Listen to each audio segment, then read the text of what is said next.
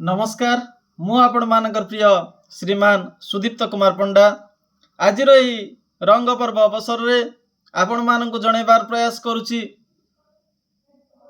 समता विषय रे। आपण माने समता कौन जानी कि आज जे भली भाव रे जाति अजाति धर्म वर्ण एवं विभिन्न प्रकार श्रेणी भेद को भूली आमे जे भली ए रंग पर्व को पालन करुछे ठीक सही भली भाव रे जदि आमे समतार पर्व को समतार चिंतन को आम दैनंदिन जीवन रे उपयोग कले ए जीवन निश्चय सुखप्रद हेबो। तेणु आज आपण मानक बुझेबार प्रयास करुछि समता विषय रे। ये गीतार सिद्ध ज्ञान बा श्रेष्ठ ज्ञान बोली कहा जाए। तेणु आपण माने समता कौन जानी कि देहदेही संबंध रे यथायथ विवेक हो गले देहदेही संबंध रे यथायथ विवेक हो गले समतारे निजर स्वतः सिद्धि आसी जाइए। स्वतः सिद्धि एवं स्थिति अनुभव होता है। आमे जदि देखिबा गीता अनुसार सबुठारु बड़ कथा बड़ तत्व होची समता। अन्य लक्षण आसु बा न आसु जहार समता भाव आसीगला ताहाकु गीता सिद्ध बोली प्रमाण करि दिए।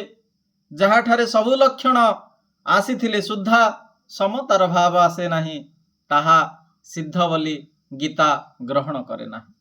मनुष्य जेते प्रकार तप जेते प्रकार दान तीर्थ व्रत जहाँ भी करूना कहीं जेते प्रकार पुण्य कर्म रे से लिप्त रहुना कहीं जदि साधना करी करी अंतःकरण रे सामान्य समता आसी न पारिला ताहले ताहा व्यर्थ अटे निष्फल अटे।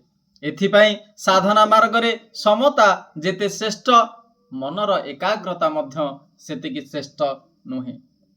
आपण भावुथिबे जे जेउ माने उच्च रे अछंती कार्य रे हो दक्षता रे हो ज्ञान रे हो बुद्धि रे हो विद्या रे हो जेते उच्च रे थांतु ना कहीं जदि तांका मन भितरे सामान्य समता भाव नाही ताहाले तांको गीता सिद्ध बोली ग्रहण करे नाही। गीता ई जो समतार भाव को प्रदान करे।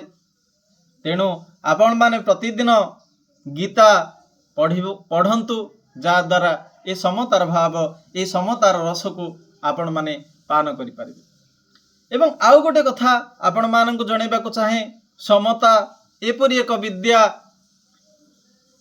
जा द्वारा मनुष्य संसार रे रही मध्य संसार को ए संसार रु निर्लिप्त रही पारे। तेणु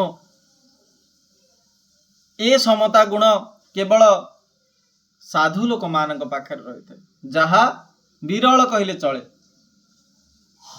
ठीक अछि आज आपण मानक ए समता विषय रे किंचित सूचना देली। आशा करुछि आपण माने ए समता गुण को निजर दैनंदिन जीवन रे कार्यकारी करिवे। आज पे एतिकी समस्तको एई अवसर रे पुणी थरे शुभेच्छा जणाई रंग भरा पर्व को उपभोग करिया पे अनुरोध करुछि। धन्यवाद।